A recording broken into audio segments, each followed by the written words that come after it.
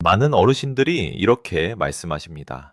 나는 단 것도 안 먹고 밥도 반 공기만 먹는데 왜 혈당이 계속 높을까요? 의사로서 진료실에서 가장 자주 듣는 질문입니다. 그리고 그 답은 대부분 밥을 먹고 난 뒤 30분에 있습니다. 혈당무는 무엇을 먹느냐만의 문제가 아닙니다. 먹고 나서 무엇을 하느냐가 더 중요해지는 시점이 바로 60대 이후입니다. 개살을 하면 누구나 혈당이 오릅니다. 이것 자체는 자연스러운 생리 현상입니다.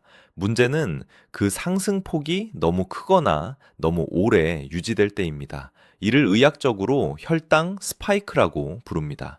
이 혈당 스파이크는 소리 없이 혈관을 공격합니다. 통증도 없고 바로 증상이 나타나지도 않습니다. 그래서 더 위험합니다.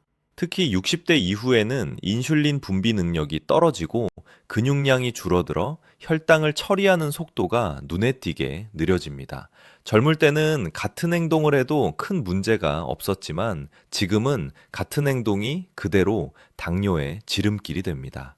제가 실제로 진료했던 한 67세 환자분은 공복 혈당이 늘 정상 범위였습니다. 당을 재보니 200을 훌쩍 넘었습니다. 그 원인을 추적해보니 특별한 음식이 아니라 식후마다 소파에 앉아 TV를 보는 습관이 문제였습니다. 밥 먹고 쉬는 게 건강한 거 아니었나요? 많은 분들이 이렇게 생각합니다. 하지만 이 생각이 바로 혈당을 망치는 가장 흔한 착각입니다. 식후 30분은 혈액 속에 포도당이 하장바득을 정가군드다. 많은 분들이 식후 문제는 첨공러고 문제, 식후 30분은 혈당을 포도당을 차감을 보는 하계가 진료드립니다. 미다여 삼직대가 배들민 추천도인데 이세가는 차장문 시검드는가 무대가 주장모들저 차간을 줄럽입니다. 식후 30분은 혈당을 포도당이 폰대가 달한 전에는 누제가 다여고 지구부입니다. 부럼대 차간을 주마해서 실무창들을 세거 근저가가 절어듭니다. 저는 분제 창 무집해서 많은 분들이 추구 모르게 창경을 문제가가 덜어듭니다. 처고문들이 식후 30분은 청당 공적하고 드급보들 치검 거쯤니다. 지금은 저문즈고 다첨에 시분 것대 무대저대요. 식후주든 분제 충정드들 한다는 시곰과 드베풀고가 청광 맨차요. 지금은 저는 모든 충정도를 세거 매체민 창장한 푼덩을까 많은 분들이 추정보 출구보면 치굼것대 문제 점은군드 열미고 재화자는 극앱입니다. 선모는 더문 저 몹적알거 잔참한 30분은 혈액 속에 포도당이 가장 빠르게 쏟아져 나오는 시간입니다. 이때 몸을 어떻게 쓰느냐에 따라 포도당은 근육으로 흡수될 수도 있고 혈관 속을 떠돌며 독이 될 수도 있습니다. 오늘 이 영상에서는 60대 이후 특히 위험한 식후 30분 최악의 행동들 그리고 왜 의사들이 이 시간을 그렇게 강조하는지 의학적 근거와 실제 사례를 바탕으로 차근차근 설명드리겠습니다. 지금까지 아무 증상이 없었다고 안심하지 마십시오. 혈당 문제는 늘 조용히 시작됩니다. 그리고 대부분 식후 30분 바로 그 순간에 갈라집니다. 60대 이후 혈당 관리가 갑자기 어려워지는 데에는 분명한 의학적 이유가 있습니다. 이것은 의지의 문제가 아니라 몸의 구조가 바뀌는 문제입니다. 나이가 들수록 인슐린 분비량이 감소합니다. 췌장은 평생 일해온 기관입니다. 20대, 30대처럼 그물그즘을 잔짐이 추험든들 깁니다. 20대, 30대처럼 평생일 내거 망공가 들어 다립니다. 플럼들을 청산한 소분과 중거마도. 모대 저마는 분부기 분조도 그런드로하고 다걷고 매구민 근대들. 추시에이더만 30분 이가 대들민 자랍니다. 충정들인 문제에 그간 금운과 바조고 이밤들이 추가며 잔서가지. 충정들인 문제는 매구민 근들 더역에 재검 텃볼고 근정 있습니다. 첫째, 여물을 궁걱자가 지금 곰에 드여고 문제가 단자 가지고 오는데 자뽀마지마 주뿌는습니다. 누곰짐에는 청동제가 주문들 정종 몸의 정속이죠 맨제입니다. 몸에 열부는 문제가 만들이 염부대 백었대요. 죽음 종화주메드 충정들 충처문저는 밝습니다. 섬적대 이훈대 이후 충정들이 문제가 충성들이 문제문 점속이죠. 충정들이 문제가 그거고 충정들 청점은 추분정은 바치겁니다. 여물을 주문 봉종을 충정들 정사 바있습니다. 모든 중정중은 청정들 내구미는 몸제가 모즈가 정속입니다. 이러해서 중정봄은 바분저가 절어져 너돔에서 종구맞입니다. 그리고 첨정생글 이래온 기관입니다. 20대 30대처럼 강하게 반응하지 못합니다. 양의 밥을 먹어도 인슐린은 늦게 나오고 적게 나옵니다. 그 결과 혈당은 더 높이, 더 오래 유지됩니다. 둘째, 인슐린 저항성이 커집니다. 쉽게 말해 인슐린이 와도 세포가 말을 잘 듣지 않는 상태입니다. 특히 복부 지방이 늘고 활동량이 줄어들수록 이 저항성은 급격히 악화됩니다. 그래서 예전과 똑같이 먹는데 혈당만 오른다는 말이 나오는 것입니다. 셋째, 가장 중요한 변화는 근육량 감소입니다. 근육은 혈당을 처리하는 가장 큰 창고입니다. 식후 혈액소 포도당의 70% 이상이 근육으로 흡수됩니다. 하지만 60대 이후에는 가만히 있어도 매년 근육이 줄어듭니다. 운동을 하지 않으면 이 속도는 더 빨라집니다. 이 세 가지 변화가 동시에 일어나는 시기가 바로 60대 이후입니다. 이 시기에는 식후 행동 하나가 혈당 전체를 좌우하게 됩니다. 때는 식후에 앉아 쉬어도 잠깐 눕더라도 근육과 인슐린이 어느 정도 버텨줍니다. 하지만 지금은 다릅니다. 이 식후에 움직이지 않으면 혈당은 갈 곳을 잃고 혈관 속에 머무릅니다. 이 혈당이 혈관 벽을 자극하고 염증을 만들고 서서히 혈관을 딱딱하게 만듭니다. 그래서 60대 이후 혈당 문제는 단순히 단 것을 줄이자로 해결되지 않습니다. 언제 움직이고 언제 쉬느냐가 핵심이 됩니다. 특히 식후 30분은 인슐린과 근육이 마지막으로 협력할 수 있는 골든타임입니다. 이 시간을 놓치면 약을 늘려도 혈당은 쉽게 안정되지 않습니다.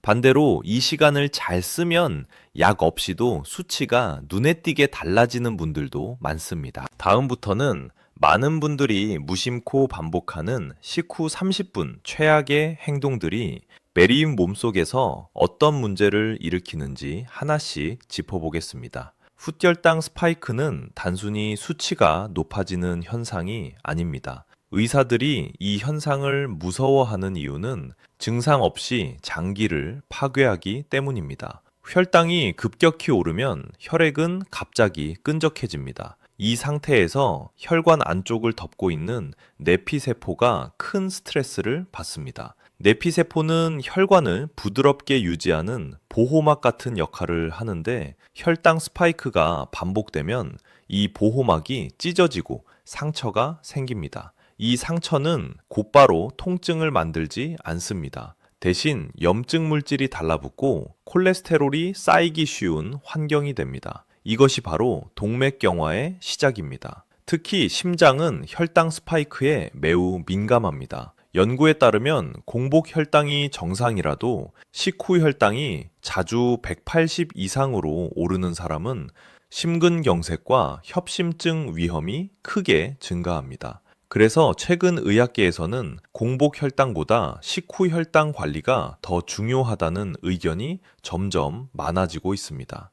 콩팥도 예외가 아닙니다. 고개를 내주 작은 모세혈관이 촘촘히 모여 있습니다. 혈당 스파이크가 반복되면 이 모세혈관이 먼저 손상됩니다. 그래서 당뇨 진단을 받기 전부터 소변에 거품이 생기거나 야간뇨가 늘어나는 분들이 많습니다. 눈과 신경도 마찬가지입니다. 막의 미세혈관이 손상되면 시야가 흐려지고 신경이 손상되면 발바닥이 찌릿하거나 감각이 둔해집니다. 모든 변화는 통증 없이 진행되기 때문에 대부분 나이 탓으로 넘겨버립니다. 하지만 진실은 다릅니다. 혈당 스파이크는 하루 이틀의 문제가 아니라 매일 식후 30분 동안 어떤 행동을 했느냐의 누적 결과입니다. 이제부터는 많은 분들이 설마 이게 문제일까 하고 넘기는 악의 행동들을 하나씩 짚어보겠습니다. 이 행동들은 특히 60대 이후라면 반드시 고쳐야 합니다. 밥을 먹고 나면 대부분 이렇게 행동합니다. 식탁에서 일어나 소파에 앉고 리모컨을 들고 TV를 켜거나 아예 잠깐 눕습니다.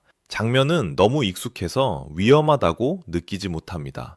하지만 의학적으로 보면 이 습관은 혈당 스파이크를 가장 강하게 만드는 행동입니다. 식사를 하면 혈액 속으로 포도당이 빠르게 흘러들어옵니다.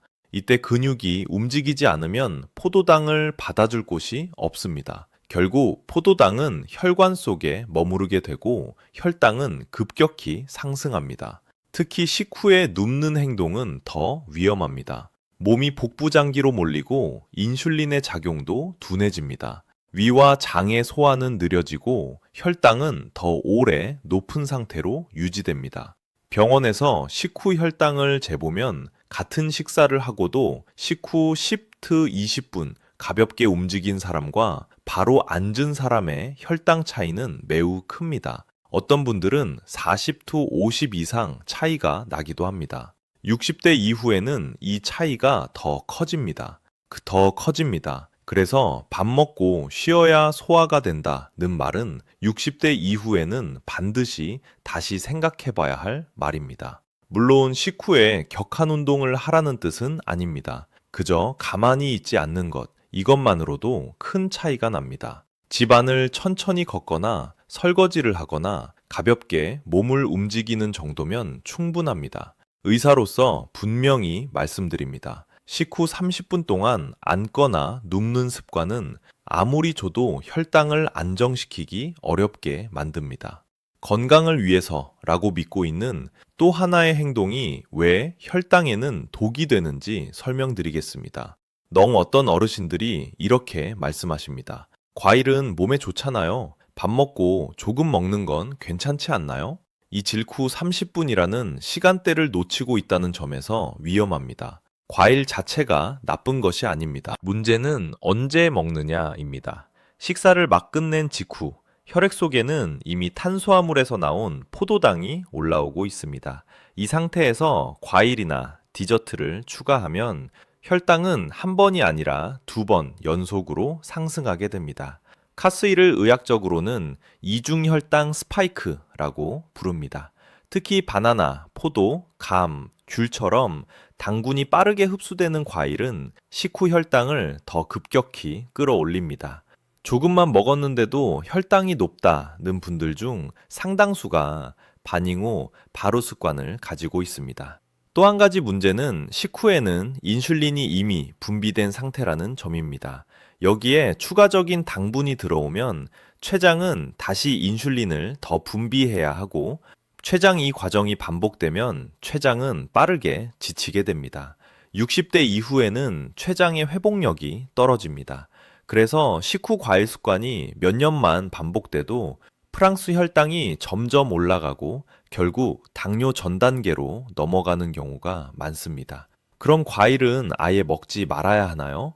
그렇지 않습니다. 과일은 식후 2to 3시간이 지난 뒤 또는 식사와 식사 사이 간식으로 소량 섭취하는 것이 훨씬 안전합니다.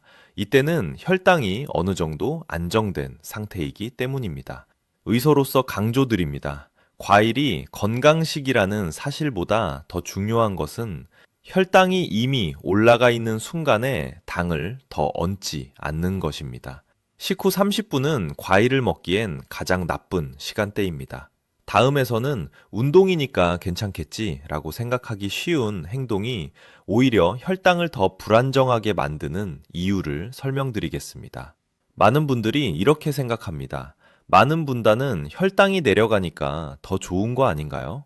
이 말은 절반만 맞습니다. 문제는 운동의 강도와 타이밍입니다. 특히 60대 이후에는 식후 바로 하는 격한 운동이 혈당을 오히려 더 불안정하게 만들 수 있습니다. 식사를 막 끝낸 직후에는 혈액이 소화기관으로 집중되어 있습니다. 이 상태에서 갑자기 빠르게 걷거나 계단을 오르내리거나 힘을 주는 운동을 하면 몸은 비상 상태로 인식합니다.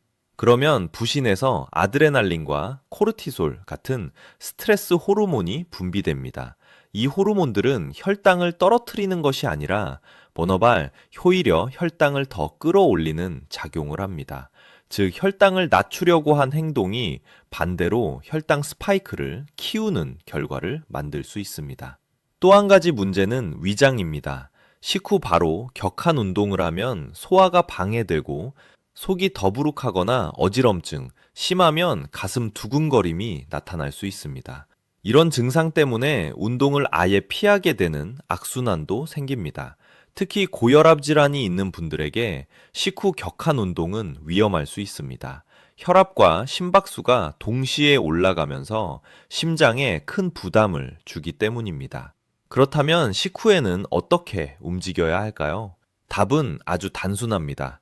격하지 않게, 천천히, 숨이 차지 않을 정도로 움직이는 것입니다.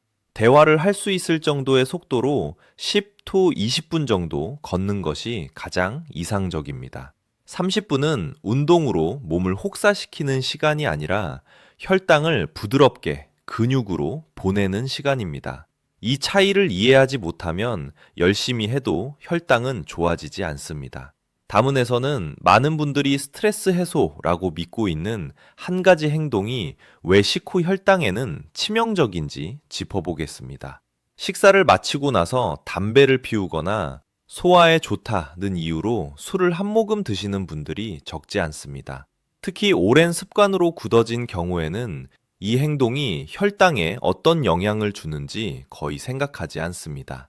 하지만 의학적으로 보면 식후 30분에 담배와 술은 혈당 관리에 가장 치명적인 조합입니다. 먼저 담배입니다. 니코틴은 혈관을 즉각적으로 수축시키고 인슐린이 근육과 세포에 작용하는 것을 방해합니다. 즉 혈당을 처리해야 할 순간에 혈당의 출입구를 스스로 좁혀버리는 행동입니다. 특히 식후에는 혈당이 이미 상승하고 있는 상태이기 때문에 이때 담배를 피우면 미스유즈 혈당은 내려갈 길을 잃고 혈관 속에 더 오래 머무르게 됩니다. 그래서 흡연자의 식후 혈당은 비흡연자보다 더 높고 더 오래 지속되는 경우가 많습니다. 프리저디스, 술도 마찬가지입니다. 소량의 술이 혈당을 낮춘다고 들으신 분들도 계실 겁니다. 하지만 이것은 공복 상태에서의 이야기입니다. 식후에는 전혀 다른 반응이 나타납니다. 술이 들어오면 간은 알코올 분해를 최우선으로 처리합니다. 검그 결과 혈당 조절 기능은 뒷전으로 밀려납니다. 쿼런틴, 소주, 맥주처럼 탄수화물이 포함된 술은 혈당을 직접적으로 더 끌어올립니다. 60대 이후에는 간과 췌장의 회복력이 떨어져 있습니다.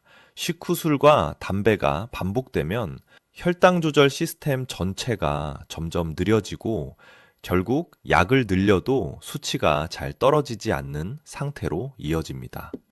네일랩시 의사로서 분명히 말씀드립니다.